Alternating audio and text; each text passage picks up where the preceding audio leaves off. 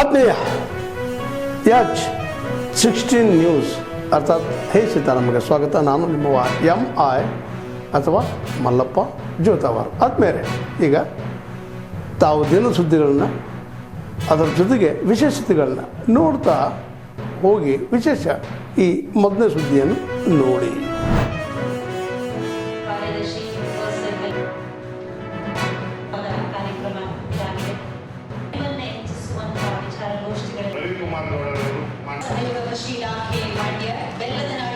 ಸೇವನೆಯನ್ನು ನಾವೆಲ್ಲರೂ ಒಟ್ಟಾಗಿ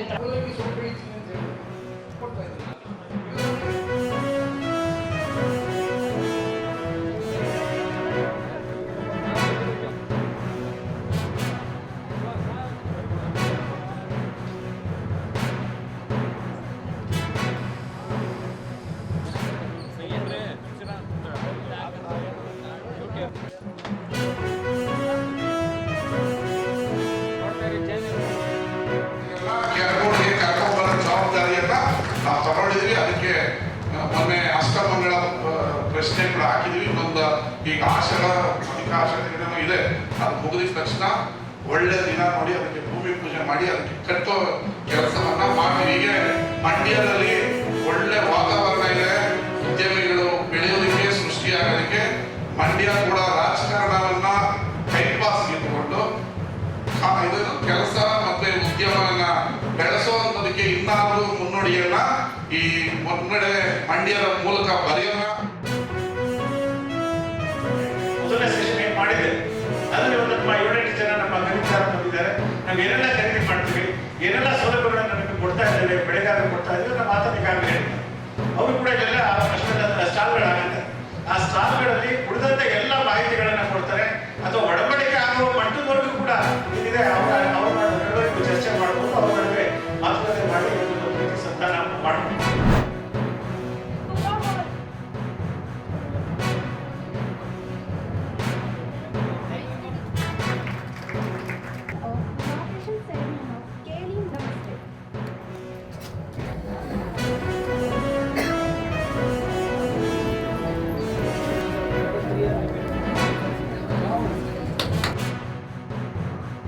ಆಯುಷ್ ಮಂತ್ರಾಲಯ ಅವರು ಒಂದು ಧ್ಯೇಯಘೋಷವನ್ನು ಮಾಡಿರ್ತಾರೆ.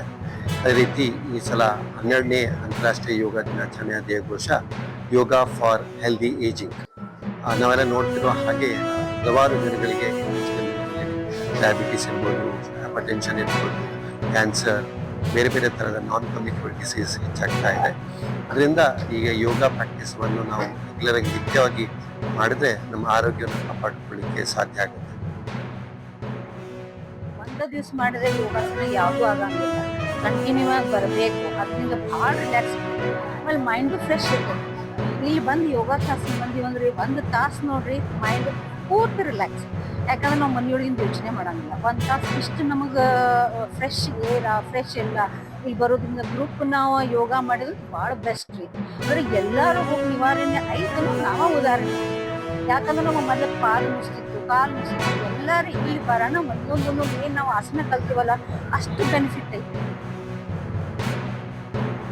एक बात तो सुना सर, सभी योगासन यहाँ पे लेते हैं और मैडम बहुत अच्छे से योगा सिखाते हैं. चाहूँगी कि योगा ज्वाइन कीजिए. योगा से हेल्थ अच्छा रहता है और मूड फ्रेश भी रहता है. और यहाँ पे फ्री है सभी योगा क्लास, कोई चार्जेस नहीं है, क्या नहीं है. तो सुबह मॉर्निंग में सभी ज्वाइन कीजिए क्लास.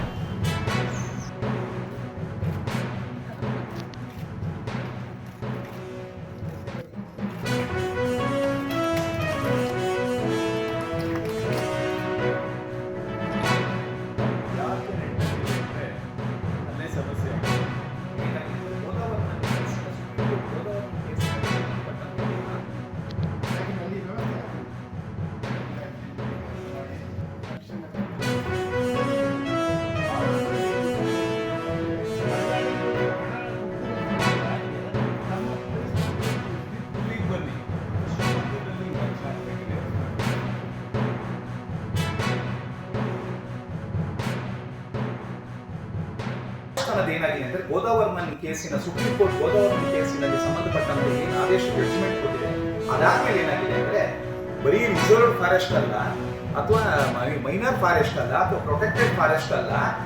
ಈಗ ಅರಣ್ಯ ಸ್ವರೂಪದಲ್ಲಿರ್ತಕ್ಕಂಥ ಎಲ್ಲ ಭೂಮಿ ಮಾಲೀಕತ್ವ ಯಾರದೇ ಇರಲಿ ಅದು ಫಾರೆಸ್ಟ್ ಅಂತ ಈಗ ಹೇಳ್ತಾ ಇದೆ. ಈಗ ಇವತ್ತಿನ ಸುಪ್ರೀಂ ಕೋರ್ಟ್ ಆದೇಶ ಪ್ರಕಾರ ಆಗಿದೆ. ಆ ಜೀವ ವೈವಿಧ್ಯ ನೂರಾರು ಭತ್ತದ ತಳಿಗಳನ್ನು ಇತ್ತು. ಮಲೆನಾಡು ಬಿಡ್ಡ ನಾಶವಾಗಿದ್ದಾರೆ. ಅಡಿಕೆ ಅಡಿಕೆ ಅಡಿಕೆ ಅಡಿಕೆ ಹೋಗುದು ಇವತ್ತು ಈ ತಳಿಗಳಲ್ಲೂ ಇತ್ತು. ಇವೆಲ್ಲವೂ ಕೂಡ ಅರಣ್ಯ ತಳಿಗಳಲ್ಲಿ ಇತ್ತು. ಇದರಿಂದ ಕೂಡ ಕಾಡು ಜೀವ ವೈವಿಧ್ಯ ನಾಡಿನ ಜೀವಗಳು ಸಮನ್ವಯಗಳು ಸೇರ್ತೀವಿ. ಆ ವ್ಯವಸ್ಥೆ ಅನ್ನೋದು ನೋಡಿ ನಾವು ಯೋಚನೆ ಮಾಡ್ತೀವಿ. ಯಾಕೆ ಪ್ರಶ್ನೆನೂ ಇದೆ. ಇಡೀ ಭಾರತದಲ್ಲಿ ಮಲೆನಾಡಿನ ಅಥವಾ ಪಶ್ಚಿಮ ಘಟ್ಟದ ಅಥವಾ ಸಹ್ಯಾದ್ರಿ ತಪ್ಪಲಲ್ಲಿ ಅತಿ ಹೆಚ್ಚು ಮಳೆ ಬೀಳುತ್ತದೆ. ಯಾಕಂದರೆ ಇಲ್ಲಿ ಮಳೆಕಾಡುಗಳಿವೆ. ಈ ಮಳೆಕಾಡುಗಳು, ಈ ಪಶ್ಚಿಮ ಘಟ್ಟಗಳು ಇಡೀ ಭಾರತದ ಹವಾಮಾನವನ್ನು ನಿರ್ಧಾರ ಮಾಡ್ತವೆ. ಹಾಗಾಗಿ ಇದನ್ನು ಉಳಿಸ್ಕೊಳ್ಳೋದು ಬಹಳ ಮುಖ್ಯ. ಇದನ್ನು ಉಳಿಸ್ಕೊಳ್ಳಲು ಮುಂದಿನ ಪೀಳಿಗೆಗೆ ನಾವು ಇದನ್ನ ಹೊರಬಾಳೆ ಮಾಡ್ತಕ್ಕಂಥದ್ದು ನಮ್ಮ ಮೇಲಿರ್ತಕ್ಕಂಥ ಅತಿ ದೊಡ್ಡ ಜವಾಬ್ದಾರಿ ಮತ್ತು ಹೊಣೆಗಾರಿಕೆ ಆಗಿದೆ.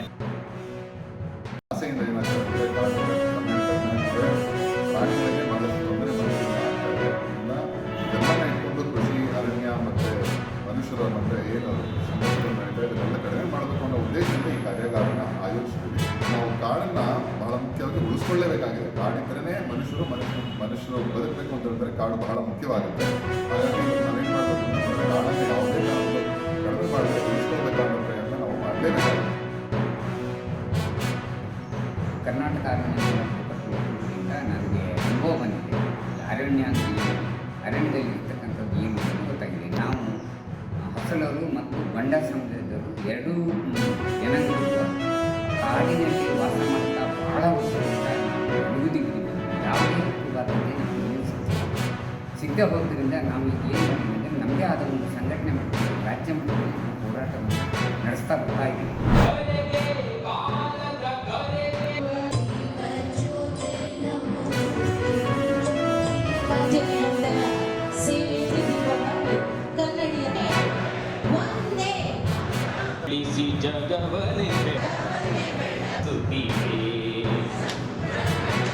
ಸಮಾವೇಶದಲ್ಲಿ ನಮ್ಮೆಲ್ಲ ನಾಯಕರು ಈ ಒಂದು ಸೇವೆ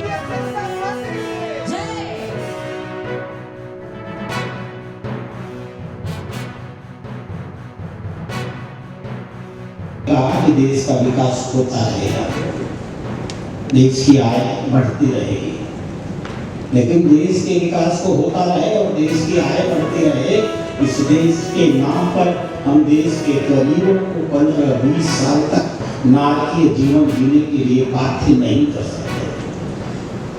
उनकी सरकार कहती थी कि संसाधनों पर पहला हक मुसलमानों का है, और हमारी सरकार कहती थी चाहे जिस भी धर्म का हो, मजहब का हो, पंथ का हो, संसाधनों का पहला अधिकार गरीबों का है। और आप सब जानते हैं इस बात को, आप सब साक्षी रहे। 1399 ದಿವಸ ಈ ದೇಶಕ್ಕೋಸ್ಕರ, ಈ ದೇಶದ ಹಲವು ಸಮಸ್ಯೆಗಳನ್ನ ನಿವಾರಣೆ ಮಾಡೋದಕ್ಕೋಸ್ಕರ, ಈ ದೇಶದಲ್ಲಿ ಒಂದು ವ್ಯವಸ್ಥಿತ ಅಡಿಪಾಯವನ್ನು ಹಾಕುವುದಕ್ಕೋಸ್ಕರ 2047ರಲ್ಲಿ ಒಂದು ವಿಕಸಿತ ಭಾರತ ನಿರ್ಮಾಣ ಆಗುವುದು ಅನ್ನುವಂತ ಒಂದು ವಿಶ್ವಾಸವನ್ನು ಮೂಡಿಸಿದಂತ ಹೆಮ್ಮೆಯ ಪ್ರಧಾನಮಂತ್ರಿಗಳು ಇವತ್ತು 12 ವರ್ಷವನ್ನು ಪೂರ್ತಿಗೊಳಿಸಿದ್ದಾರೆ. ಬಂಧುಗಳೇ, ನಾನು ಹೆಚ್ಚಿಗೆ ಮಾತನಾಡಲಿಕ್ಕೆ ಹೋಗುವ ಸಂದರ್ಭದಲ್ಲಿ ಹಲವು ದೀರ್ಘಾವಧ ಸಮಸ್ಯೆಗಳನ್ನು ತಾವೆಲ್ಲ ಇಲ್ಲಿವರೆಗೆ ಸುದ್ದಿಗಳನ್ನು ನೋಡಿದಿರಿ, ಜೊತೆಗೆ ವಿಶೇಷ ಘಟನೆಗಳನ್ನು ಸಹ ನೋಡಿದಿರಿ. ಅದು ನಿಮ್ಗೇನು ಅನ್ನಿಸ್ತು? ನಿಮಗೆ ಲೈಕ್ ಮಾಡಿರಿ, ಶೇರ್ ಮಾಡಿರಿ, ಕಾಮೆಂಟ್ ಮಾಡಿರಿ, ಜೊತೆಗೆ ಸಬ್ಸ್ಕ್ರೈಬ್ ನಿಲ್ಲಿಸ್ಬೇಡ್ರಿ. H16 ನ್ಯೂಸ್ ಅರ್ಥಾತ್ ಸೀತಾರಾಮಯ್ಯ ಸತ್ಯದ ಕೈಗನ್ನಡಿ ವಂದನೆಗಳು.